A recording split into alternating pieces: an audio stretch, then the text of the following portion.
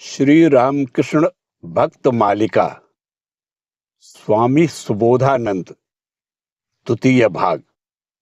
जय ठाकुर जय मां।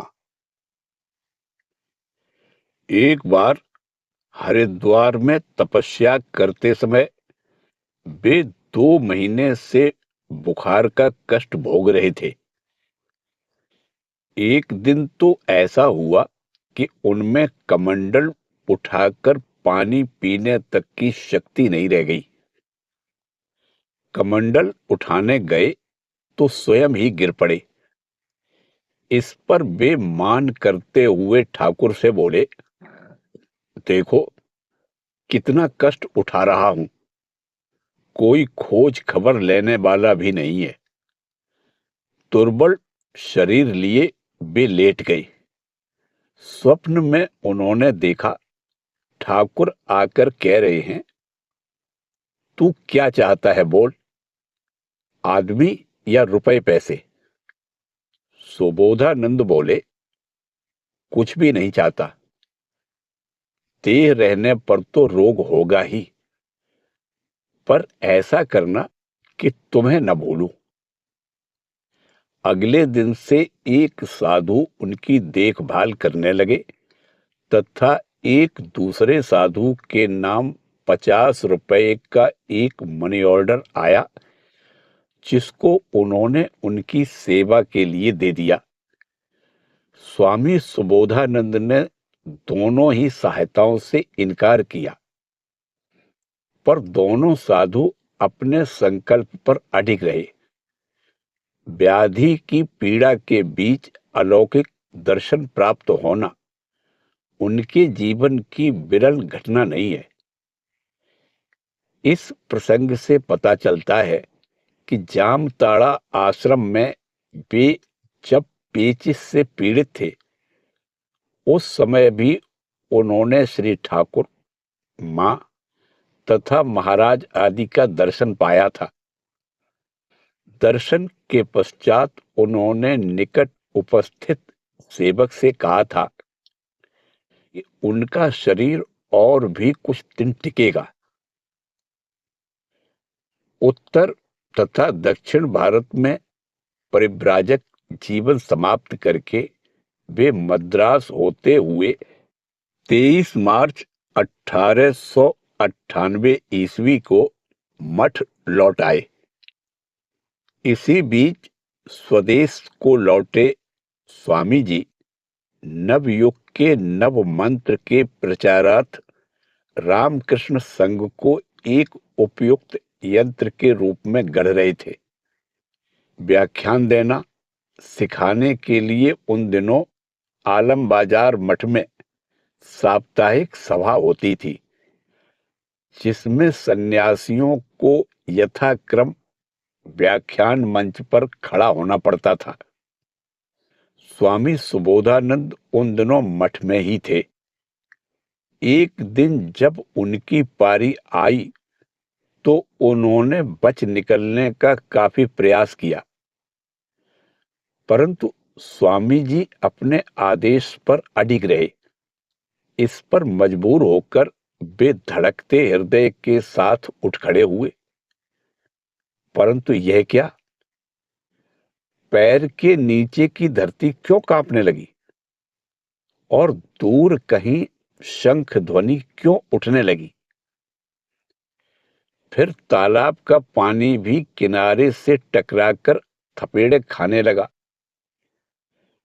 अब किसी को भी समझने में देर नहीं लगी कि जोरों का भूकंप आया है। सभा भंग हुई और खोका महाराज को छुटकारा मिला, परंतु इस पर भी गुरु भ्रातागण विनोद करने से नहीं चूके। भूकंप रुक जाने पर स्वामी जी बोले, खोका के व्याख्यान से पृथ्वी कांप उठी थी। यह सुनकर खोका महाराज के भी हंसते हंसते पेट में बल पड़ गए। स्वामी जी उनसे स्नेह करते थे तथा बीच बीच में उनके साथ हंसी मजाक भी किया करते थे। सरल खोका महाराज के व्यवहार में भी स्वामी जी के प्रति संकोच का नाम तक नहीं था। स्वामी जी के गंभीर, चिंतित अथवा नाराज दिख पड़ने पर कोई भी उनके पास जाने का साहस नहीं जुटा पाता था। पर ऐसे समय भी खोका महाराज निसंकोच उनके समीप चले जाते और अपने स्नेह पात्र को देखकर स्वामी जी भी सहज अवस्था में आ जाते थे। अतः ऐसे समय अधिक आयु के गुरु भाई खोका की सहायता से परिस्थिति को संभाल लिया करते थे। एक बार खोका महाराज की सेवा पर प्रसन्न होकर स्वामी जी ने उन्हें वर देना चाहा। खोका महाराज ने कहा, यही वर दीजिए कि मेरी सुबह की चाय एक भी दिन बंद न हो। स्वामी जी ने हंसते हुए तथास्तु कहा।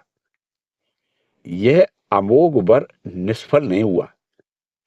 जैसे छोटे बच्चों का लाजेंस के प्रति स्वाभाविक आकर्षण होता है, वैसे ही खोका महाराज की चाय के प्रति प्रीति थी और यह प्रीति उनके जीवन के अंतिम दिन तक बनी रही।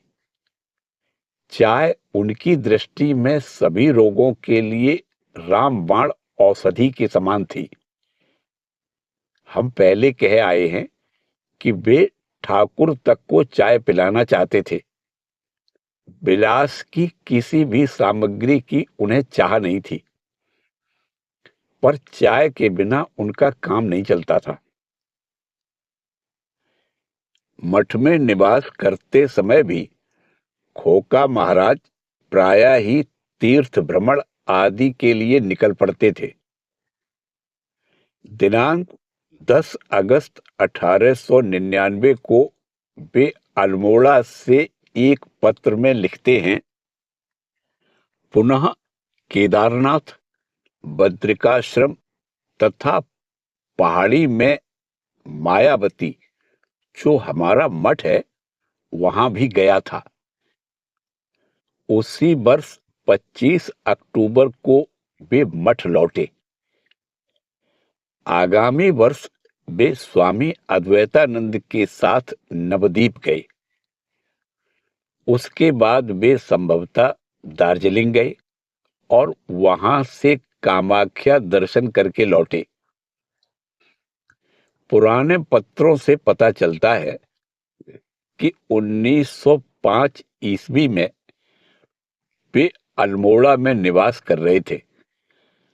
संभवतः काला ज्वर से छुटकारा पाने के निमित्त ही वे वहां गए थे।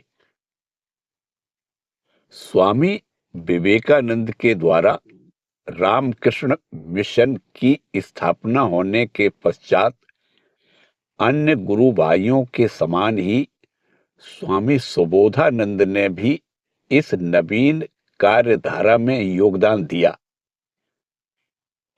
30 जनवरी 1901 ईस्वी को स्वामी जी ने ट्रस्ट डीड बनाकर जिन 11 गुरु भाइयों को ट्रस्टी नियुक्त किया था, उनमें स्वामी सुबोधानंद भी एक थे। उसके बाद से वे रामकृष्ण मठ और मिशन के एक महत्वपूर्ण अंग के रूप में विविध कार्यों में लगे रहे। प्रायः ही उनके मुंह से बंगला भजन की ये 2 पंक्तियां उच्चारित होती थी, जिनका आशय है, मन तुम कार्य में ढिलाई मत करना, संगी मिले तो ठीक, न मिले तो अकेले ही भिड़ जाओ। उनके दिनांक 21 अगस्त 1925 के पत्र में लिखा है, सत्कर्म में कभी पीछे न हटना। अच्छे कार्य में अनेक बाधा विघ्न आते हैं। अपने ही पैरों पर खड़े होकर कार्य करना उत्तम है।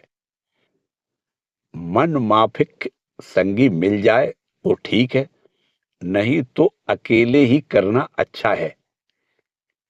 जिसका मन संशय युक्त है, उसके द्वारा अच्छा कार्य होने की उम्मीद नहीं। सिर्फ बातों में ही नहीं, आचरण में भी उन्होंने भगवान के ऊपर विश्वास रखते हुए अपना शेष जीवन सत्कार्य में व्यय किया था। दूसरों के दुख दूर करने में सुबोधानंद जी सदैव तत्पर रहते थे। उनका कथन ही था, आपत्ति विपत्ति में लोगों की थोड़ी सहायता करनी चाहिए। 1908-9 ईस्वी में जब चिल्का ताल अंचल में अकाल पड़ा था, उन्होंने स्वामी शंकरानंद तथा ब्रह्मचारी ज्ञान महाराज के साथ वहां जाकर सेवा कार्य में प्राणपण से परिश्रम किया था। लौटते समय वे कोठार से एक गरीब बालक को ले आए और कलकत्ते में उसकी पढ़ाई लिखाई की व्यवस्था कर दी। इसके काफी समय बाद एक बार उन्होंने बेलूर में एक निर्धन परिवार को नियमित सहायता करते हुए भूखमरी से बचा लिया था। वस्तुतः दुखियों का दुख कष्ट स्वाभाविक रूप से ही उनके हृदय को आघात पहुंचाते हुए उसे क्रियाशील बना देता था। रोगियों की शैया के पास वे बहुधा ही दीख पड़ते थे तथा रोगी भी उनके दर्शन से अत्यंत सांत्वना पाते थे। इस विषय में सन्यासी, ब्रह्मचारी, नौकर, रसोइया कोई भी बच नहीं पाता था। वे उनकी दवा पथ्य आदि की व्यवस्था में सदैव लगे ही रहते थे। एक बार एक युवा विद्यार्थी के चेचक निकल आने पर जब सभी लोग अपने प्राण के भय से खिसक गए, तो खोका महाराज उनके निकट पहुंचे और यत्न पूर्वक सेवा करते हुए उसे रोग मुक्त कर दिया। गरीब तथा असहाय रोगियों के लिए वे दूसरों के सामने हाथ पसार कर भिक्षा तक मांग लेते थे। बेलूड़ गांव के बहुत से लोग अन्न तथा धन के लिए उन्हीं पर निर्भर रहते थे। भक्तों के बीमार पड़ने पर भी वे अप्रत्याशित रूप से उनके घर पहुंचकर सभी को विस्मय में डाल देते थे। सुबोधानंद जी का सीधा साधा जीवन देखकर किसी को भी उनकी गहन आध्यात्मिकता की थाह नहीं लग पाती थी। इसके फलस्वरूप उनके पास सभी लोग निसंकोच आना जाना करते, अपने सांसारिक तथा आध्यात्मिक अभावों के विषय में उन्हें बताते तथा उनका आशीर्वाद पाकर धन्य हो जाते थे। अपनी आध्यात्मिक शक्ति को छिपाने का भी कोई प्रयास उनके जीवन में दृष्टिगोचर नहीं होता था। इसीलिए थोड़े से भी परिचय या वार्तालाप के माध्यम से उनका आध्यात्मिक आलोक अपने आप ही व्यक्त होकर आगंतुकों को धन्य कर देता था। यह सोचकर ही विस्मित रह जाना पड़ता है कि ऐसे उच्च शक्तिधर महापुरुष कैसे बालक, वृद्ध, युवक सभी के साथ समान रूप से मेल जोल रख लेते थे। उतने समय के लिए आयु, बुद्धि तथा अनुभूति का सब अंतर मानो दूर हो जाता था। मठ जीवन के प्रारंभिक काल में सुबोधानंद जी का प्रमुख कार्य था स्वामी अद्वैतानंद के साथ मिलकर खेत और उद्यान की देखभाल करना। इसके अतिरिक्त अन्य कार्यों में भी वे सर्वदा व्यस्त दिखाई पड़ते थे।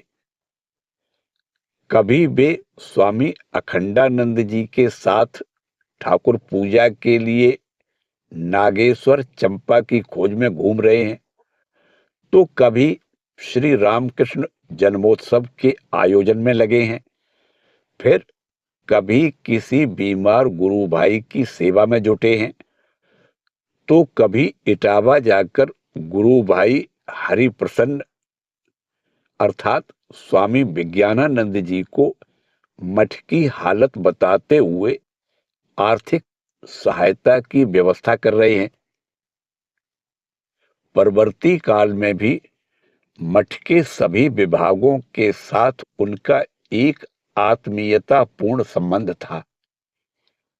एक दिन अपराह्न में दिखाई पड़ा कि वे एक बाल्टी लिए तेजी से चले जा रहे हैं, जिसमें कुछ नारियल के छिलके, जूट की रस्सी तथा एक छुरी रखी है।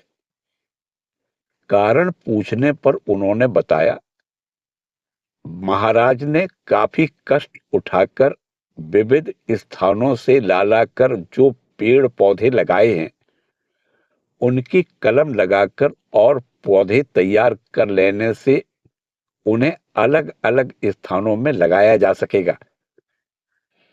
ये पेड़ यदि मर भी जाएं, तो कलम बच रहेगी। कलम बांधना वे अपने हाथ से ही किया करते थे तथा इसके लिए उन्हें कई बार वृक्ष पर चढ़ना भी पड़ता था। उस समय उनकी आयु 60 वर्ष से भी अधिक थी। सुबोधानंद जी के कर्म जीवन में एक विशेष ध्यान देने योग्य बात यह थी कि वे सदा अपने को खोका अर्थात बच्चा ही समझते थे तथा सबके साथ तद अनुरूप निष्कपट अभिमान रहित व्यवहार करते थे। उनके प्रत्येक व्यवहार के साथ एक हृदय स्पर्शी सरलता मिश्रित रहती थी।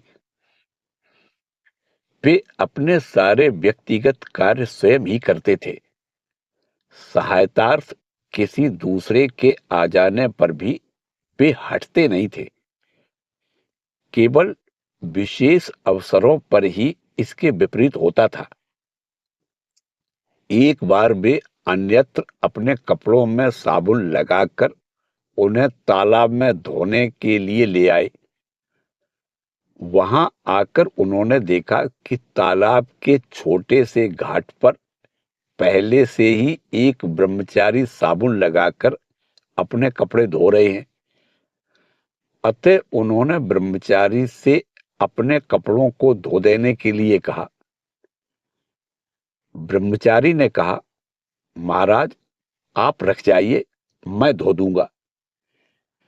पर खोका महाराज ने कहा, नहीं जी, मैं स्वयं ही धो लेता, पर तो तुमने कपड़ों में साबुन लगा रखा है।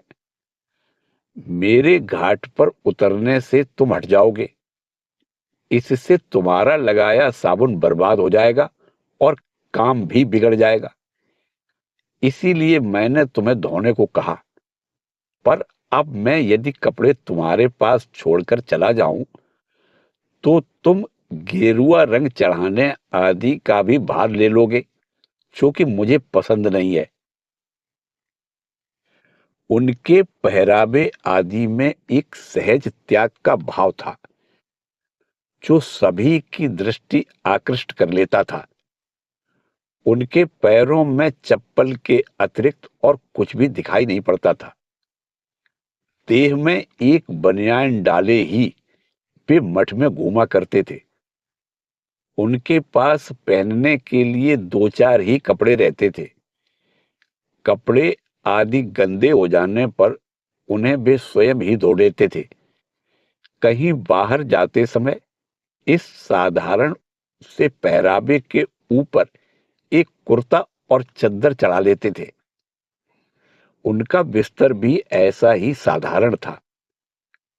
परंतु उनके मुखमंडल पर सर्वदा हास्य और सरलता खेलती रहती थी। खोका महाराज की बालवत सरलता का एक दृष्टांत यह है कि कहीं नाव डूब न जाए, इसीलिए वे नाव पर नहीं चढ़ते थे। अतः गंगा के पूर्वी तट पर कलकत्ते के किसी स्थान को जाने के लिए वे सालकिया तक पैदल जाकर ट्राम में सवार होते तथा इसी प्रकार लौटते।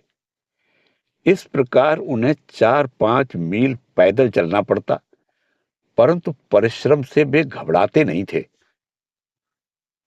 वृद्धावस्था में मठ के प्रति उनका प्रेम विविध रूपों में व्यक्त होता था। वे कहा करते थे, दाल भात खाकर मठ में पड़े रहने पर मुझे और क्या चाहिए। स्वामी जी के समाधि स्थल तथा उससे लगे हुए बिल्व वृक्ष के प्रति उनका बहुत आकर्षण था।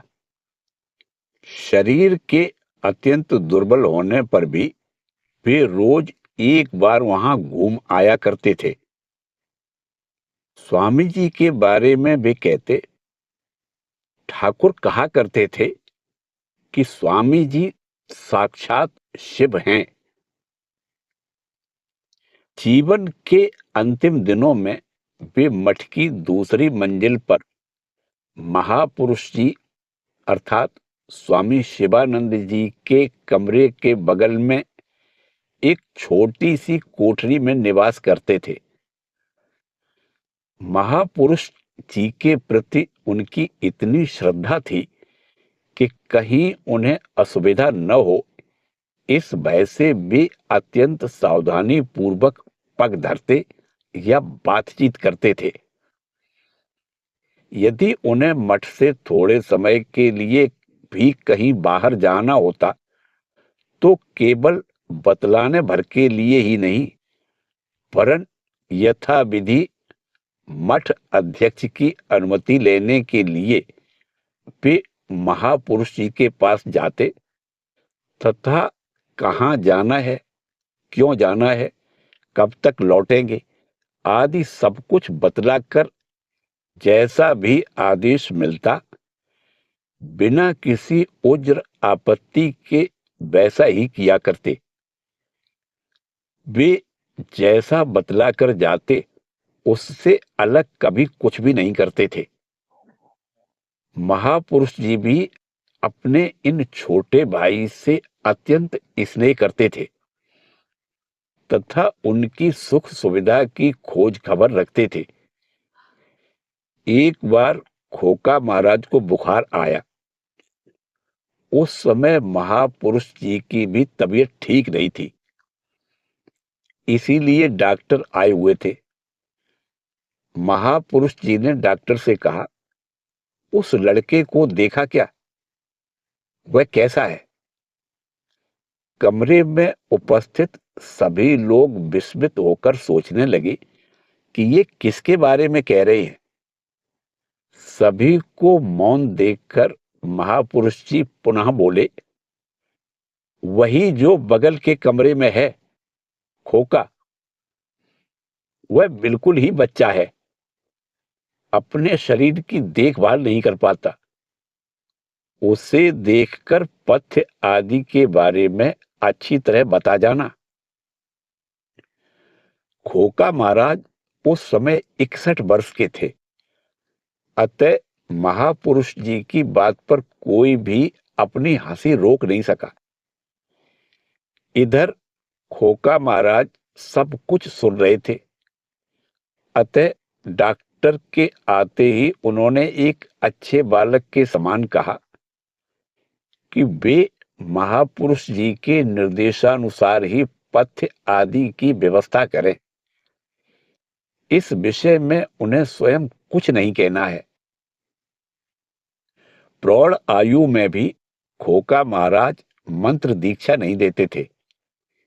किसी दीक्षार्थी के आने पर वे कहते, मैं क्या जानूं, मैं तो बच्चा हूं, तुम लोग राखाल महाराज या मां से दीक्षा लेना, उनमें अत्यंत उच्च आध्यात्मिक भाव है। वैसे माता जी ने कहा था, खोका मंत्र क्यों नहीं देता? जितने भी दिन ठाकुर के बच्चे जीवित हैं, जिसे भी मिले वह लूट ले। तो भी खोका महाराज आसानी से सहमत नहीं हुए। तथापि किसी के अत्यंत आग्रह पूर्वक हठ करने पर यदा कदा वे मान भी जाते थे। इस प्रकार 1915-16 ईस्वी से उन्होंने अपनी आंतरिक प्रेरणा से 2-4 लोगों को दीक्षा दी थी, पर वे हर किसी को दीक्षा देने को राजी नहीं होते थे। यहां तक कि उनके काफी दिनों बाद भी किसी दीक्षार्थी के आने पर वे उसे शिवानंद जी या शारदानंद जी के पास पहुंचा आया करते थे। परंतु दीक्षार्थी यदि उन्हीं से दीक्षा मांगता तो वे वहां तनिक भी नहीं रुकते, उसे कोई उत्तर दिए बिना ही वहां से चल देते थे। अंत में शिवानंद जी के मठाध्यक्ष होने के बाद जब खोका महाराज 1925 ईस्वी में पूर्व बंगाल को गए, तो उस बार शिवानंद जी ने उनसे कह दिया, उस अंचल के लोग ठाकुर का नाम सुनने के लिए लालायत हैं। खूब नाम बांटना, लोग वंचित न रह जाएं। अध्यक्ष का आदेश पाकर खोका महाराज ने पूर्व बंगाल के दीक्षार्थियों पर मुक्त हस्त से कृपा की। तत्पश्चात जब वे मठ लौटे तो महापुरुष जी ने यह जानने पर कि उन्होंने एक बहुत ही छोटे बालक को भी दीक्षा दी है, पूछा, छोटे बच्चे जप ध्यान कैसे कर सकेंगे? खोका महाराज ने उत्तर दिया, आपका आदेश था, इसीलिए मैंने उन्हें वंचित नहीं किया। दीक्षा देते समय वे अपने आप को गुरु नहीं मान सकते थे। दीक्षार्थी को टालने के लिए वे पहले कहते, बाबा मैं मूर्ख हूं, कुछ जानता नहीं, मुंह से संस्कृत उच्चारण नहीं निकल पाता, देखकर डर जाओगे।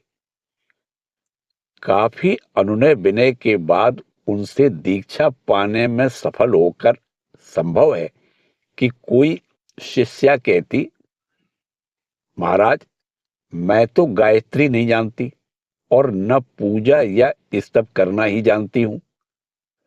लोग न्यास करते हैं, त्रिसंध्या गायत्री करते हैं, मुझे वह सब बताइए। सरल खोका महाराज कहते, माई मैं यह सब नहीं जानता, बच्चा जो हूं, तो भी मैंने जो कुछ पाया है, जाना है और जिससे मैं आनंद में हूं, वही तुम्हें दिया है। सिर्फ जप ध्यान और मनोनिग्रह किए जाओ। पहले तो वे महिलाओं से बातचीत करना दूर रहा, उन्हें देखते ही मुंह फेरकर चल दिया करते थे। एक बार स्वामी जी ने यह देखकर कहा, खोका महिलाएं ठाकुर की बातें सुनने को आती हैं, तुम बताना, तुम लोग भी यदि उन्हें इसी प्रकार टालते रहोगे तो बताओ वे किसके पास जाएं? ये जगदम्बा की प्रतिमूर्ति हैं, इनसे मां और कन्या के समान मिलना। इसके बाद से खोका महाराज इस संबंध में पहले की अपेक्षा उदार हो गए और माता अथवा कन्या ज्ञान से उनके साथ बातचीत तथा पत्र व्यवहार करने लगे। महिलाओं को लिखे गए उनके पत्रों के प्रारंभ में मधुर माई संबोधन रहता था।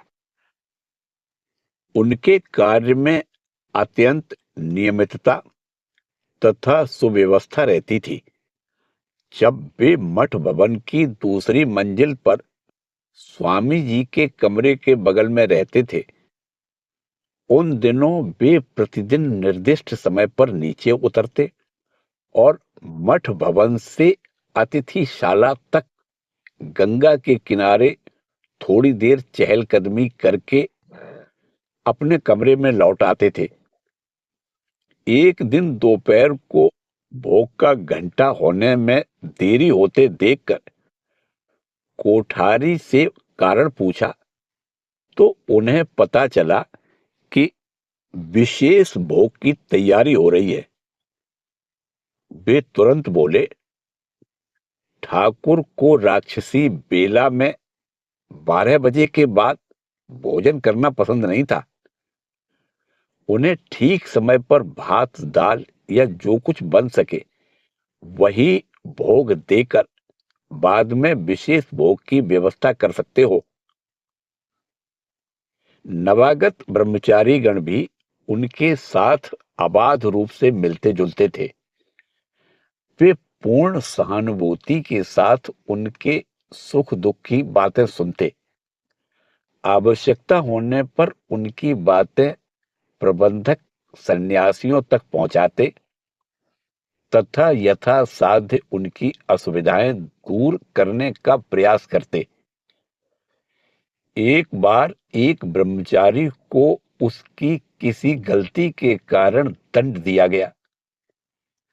यह निर्धारित हुआ कि उसे मठ के बाहर रहते हुए भिक्षा मांगकर उदर पूर्ति करनी होगी। भिक्षा के लिए जाने पर ब्रह्मचारी को थोड़ी सी दाल मोठ के सिवा और कुछ भी नहीं मिला। भूख से व्याकुल होकर वे मठ के प्रवेश द्वार पर आ पहुंचे, पर अंदर प्रवेश करने का साहस नहीं जुटा सके। खोका महाराज को सब कुछ पता चला तो उन्होंने प्रबंधकों से उनके लिए क्षमा मांगी और इस प्रकार उन्हें पुनः मठ में ले आए। नवागतों पर अनेक कार्यों का भार रहता था, पर इस प्रकार के कार्यों में अभ्यस्त न होने के कारण बहुतों के लिए वह एक समस्या बन जाती थी। ऐसी परिस्थिति में खोका महाराज स्वयं स्नेहपूर्वक उन्हें ठाकुर के लिए पान लगाना, तंबाकू भरना, सब्जी काटना आदि सिखाते तथा साथ ही यह भी उनके मन में दृढ़ता पूर्वक बैठा देते कि संपूर्ण मठ ठाकुर का है और सारे कार्य उन्हीं की सेवा है। खान पान या पहनने ओढ़ने के बारे में उनकी आवश्यकता बहुत ही कम थी। वे किसी से कुछ मांगते नहीं थे। बिना मांगे ही जो आ जाता उसी में संतोष का अनुभव करते थे। भोजन के समय थाली में जो कुछ भी आ जाता वे आनंद पूर्वक वही ग्रहण कर लेते थे। इस प्रहार रहित भाव के साथ उनके जीवन में ईश्वर निर्भरता का भी योग था। इस विषय में गीता एवं भागवत के टीकाकार परम भक्त श्रीधर स्वामी के जीवन की घटना प्रायः ही उनके मुख से सुन पड़ती थी। एक कन्या को जन्म देकर श्रीधर की पत्नी का देहांत हो गया। इससे उनके मन में प्रबल वैराग्य उत्पन्न हुआ, पर इसके साथ ही उनके मन में इस चिंता का भी उदय हुआ कि इस नवजात शिशु का पालन कौन करेगा। अतः उस समय संकल्प को दबाकर वे कन्या के लालन पालन में लग गए। परंतु शीघ्र ही उनके ध्यान में आ गया कि समस्याओं का कोई अंत नहीं है। एक पर एक जटिलता बढ़ती रहने के कारण उनका संकल्प सदा के लिए स्थगित होने जा रहा है। श्रीधर चिंतामग्न बैठे हुए थे कि उसी समय उनके सामने छिपकली का अंडा गिरकर फूट गया और उसमें से एक बच्चा निकल पड़ा। ठीक उसी क्षण वहां एक कीड़ा आ गया जिसे उसने निगल लिया। यह घटना देखकर श्रीधर को बोध हुआ कि इस सृष्टि के पीछे एक सुविचारित योजना है और जन्म के पहले से ही ईश्वर ने सबके लिए ठीक व्यवस्था कर रखी है। श्रीधर की दुश्चिंता तत्काल दूर हो गई और वे संसार त्याग कर निकल पड़े। खोका महाराज के पूर्वाश्रम के लोग काफी संपन्न थे। एक बार उन लोगों ने संपत्ति की आय का एक बड़ा भाग खोका महाराज को देने का प्रस्ताव रखा, परंतु उनका उत्तर था, मैं सर्वत्यागी सन्यासी हूं, मुझे रुपए पैसे की आवश्यकता नहीं।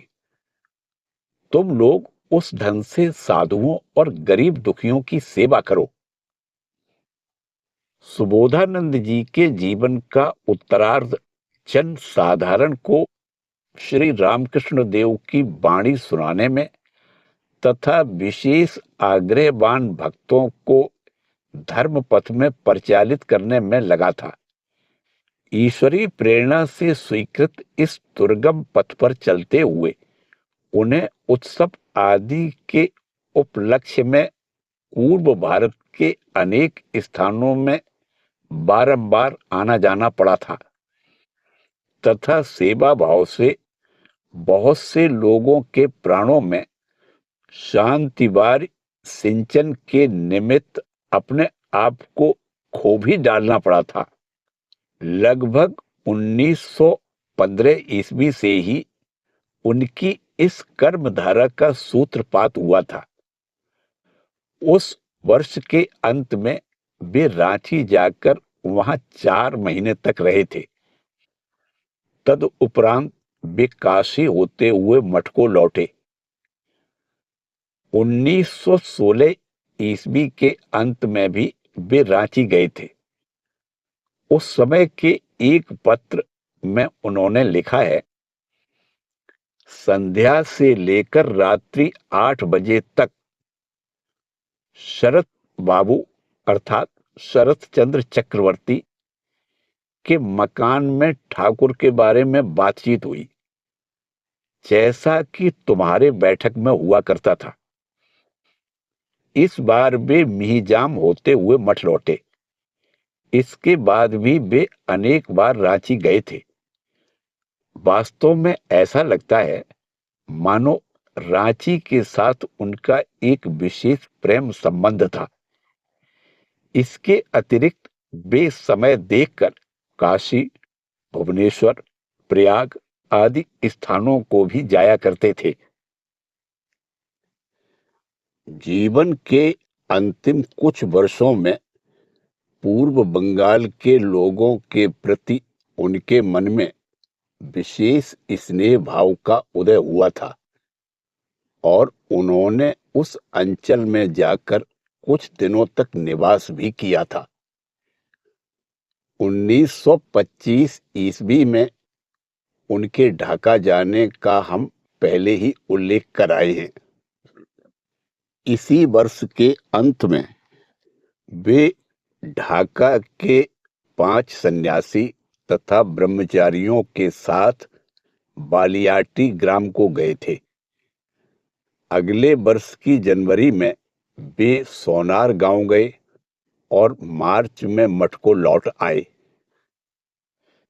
अत्यधिक परिश्रम तथा अनियमितता आदि के फलस्वरूप इसी समय से उनका स्वास्थ्य बिगड़ने लगा।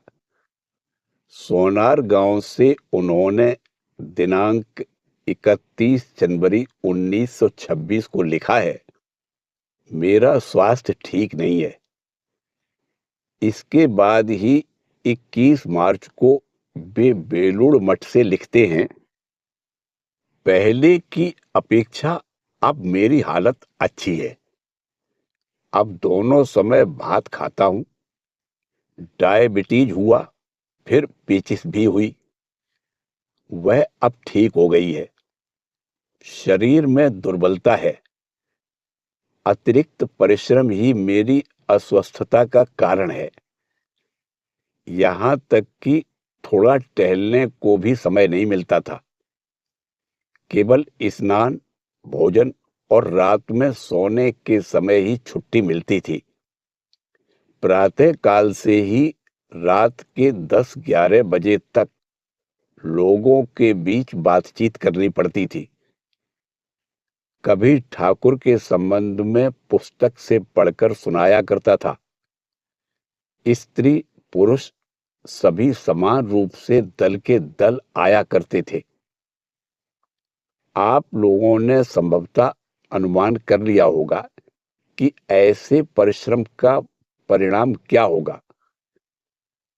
परंतु खोका महाराज का कार्य तो अभी प्रारंभ मात्र हुआ था और अब विश्राम के लिए अवसर नहीं था। अतः परिणाम से अवगत होने पर भी वे आरंभ किया हुआ कार्य पूर्ण करने में लगे रहे। एक ओर जहां बीमार शरीर की चिकित्सकों के परामर्शानुसार चिकित्सा होने लगी और स्वास्थ्य में सुधार के लिए वे बीच बीच में काशी, भुवनेश्वर आदि स्थानों को जाने लगे, वहीं दूसरी ओर दीक्षा तथा उपदेश दान का कार्य भी अबाध गति से चलता रहा, जिससे कि कोई भी प्रार्थी वंचित नहीं रहा। इसी बीच 1927 ईस्वी के द्वितीय पाद में काशी में एक बार बुखार तथा कमर में दर्द के कारण कुछ दिनों के लिए उन्हें बिस्तर भी पकड़ना पड़ा था। इस प्रकार उनका स्वास्थ्य उत्तम मध्यम चलता रहा, परंतु सभी समझ गए थे कि मूल रोग उनके शरीर को क्रमशः अधिकाधिक दुर्बल तथा क्षीण किए जा रहा है। अतः एलोपैथिक चिकित्सा छोड़कर श्रीयुत श्यामा दास कविराज की आयुर्वेदिक चिकित्सा आरंभ हुई और थोड़े ही दिनों में इसका काफी अच्छा फल भी दिख पड़ा। परंतु 1929 ईस्वी में पुनः पेचिश हो जाने के कारण वायु परिवर्तन के लिए रथ यात्रा के बाद वे भुवनेश्वर गए। इस बार वे भुवनेश्वर से कुछ अच्छे स्वास्थ्य के साथ ही लौटे और मठ में कुछ समय काफी आनंद में बीता। परंतु 1930 ईस्वी के अंतिम भाग में उनका स्वास्थ्य बहुत बिगड़ गया और 1931 ईस्वी के प्रारंभ में उनमें क्षय रोग के लक्षण दिखाई देने लगे। सब कुछ समझते हुए भी उन्होंने दिनांक 5 फरवरी 1931 को निर्विकार चित्त से लिखा, इस शरीर के द्वारा वे और कितने दिन कार्य कराएंगे, यह वे ही जाने। शरीर रहे या चला जाए, मेरी किसी भी अवस्था में आपत्ति नहीं है।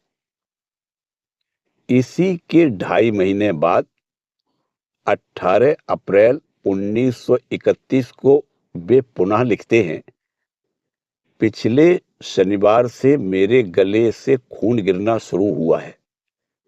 बेलूर में रोग को कम न होते देखकर उन्हें एक बार जामताड़ा ले जाया गया। वहां पर वे आंतरिक आनंद से परिपूर्ण थे और एक दिन उन्हें श्री रामकृष्ण देव का दर्शन भी हुआ था। इसके बाद उनकी पेचिश तो दूर हो गई, परंतु क्षय रोग बढ़ता गया। इसलिए उन्हें पहले कलकत्ता और फिर बेलूर लाया गया। अंतिम दिन जितना ही निकट आने लगा, खोका महाराज उतना ही भीतर की ओर डूबते रहे, मानो अब वे पूर्णतया माया रहित पुरुष थे। महासमाधि के कुछ दिन पूर्व उन्होंने कहा था, महापुरुष जी ने कहा था, मैं ठाकुर से प्रार्थना करता हूं कि तुम ठीक हो जाओ और भी अनेक दिन जीवित रहो, परंतु मेरी अब रहने की इच्छा नहीं होती। उस दिन भोर में स्वप्न देखा कि शरीर छोड़ चुका हूं। राखाल महाराज, बाबूराम महाराज, योगीन महाराज, इन सबको देखा, केवल स्वामी जी नहीं दिखे। उन सबने कहा, बैठो बैठो। मैंने कहा, नहीं, पहले बताओ कि स्वामी जी कहाँ हैं। वे लोग बोले, वे यहां कहां, वे तो बहुत दूर ईश्वर में डूबे हुए हैं। दूर हैं तो क्या, मैं उनके पास चला, कहकर मैं चल दिया। इसी बीच नींद खुल गई। वहां पर केवल आनंद ही आनंद था। वे लोग आनंद नगर में निवास कर रहे हैं तथा सभी महान आनंद पूर्वक हैं। वहां से वापस आने की इच्छा ही नहीं हो रही थी। जितना भी कष्ट है, सब यहीं इस पृथ्वी पर ही है। वैसे सुबोधानंद जी को इस कष्ट का भी बोध काफी कम था, क्योंकि वे स्वयं ही तो कहा करते थे, उनके बारे में सोचते ही सारी शारीरिक पीड़ा भूल जाता हूं, और उनका वह स्मरण मनन तो निरंतर चलता ही रहता था। इसी काल में उनके निकट नियमित रूप से उपनिषद पाठ चलता था।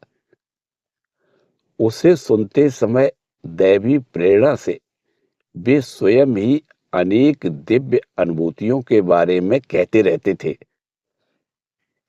ऐसे ही किसी समय उन्होंने कहा था, इस संसार में चाहे कितना भी सुख क्यों न हो, सब एक राख के ढेर जैसा प्रतीत होता है। इन सबके लिए मेरे मन में जरा भी आकर्षण नहीं है। अतः देह त्याग का समय निकट जानकर भी इन माया मुक्त पुरुष श्रेष्ठ के मन में उद्वेग का नाम तक नहीं दिखाई पड़ा, बल्कि प्रतीत यही हो रहा था कि वे तैयार बैठे हैं। अंतिम दिन की पूर्व रात्रि को उन्होंने कहा, मेरी अंतिम प्रार्थना यही है कि ठाकुर चिरकाल तक इस संग में अधिष्ठित रहें। तद उपरांत 2 दिसंबर 1932 ईस्वी शुक्रवार अपराह्न 3:05 पर वे प्रफुल्ल चित्त के साथ सहास्य वदन महासमाधि में विलीन हुए। इसी के साथ श्री रामकृष्ण देव के अंतरंग शिष्य स्वामी सुबोधानंद जी के जीवन परिचय का अंतिम भाग समाप्त होता है। जय ठाकुर, जय मां।